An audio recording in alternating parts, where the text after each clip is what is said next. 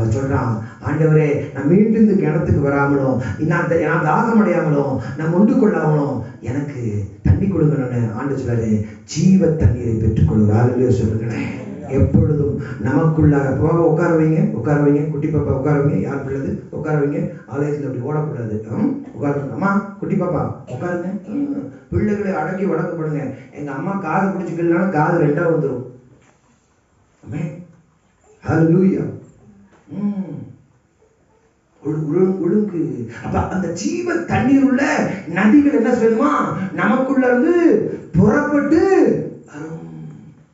வேத வசனத்தை தியானிக்க மனனம் பண்ண தேவ சமூகத்தை காத்திருக்க உங்களுக்குள்ள சந்தோஷத்தின் ஆவியானவர் பெருகுவார். ஹல்லேலூயா.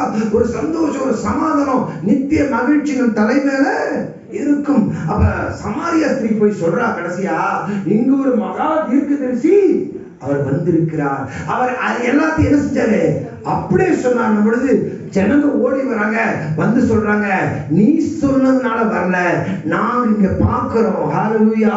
அப்ப யார் கொண்டு வந்தானா, ஜனங்களை பரிசுத்த ஆவியானவர் கொண்டு வருகிறார்.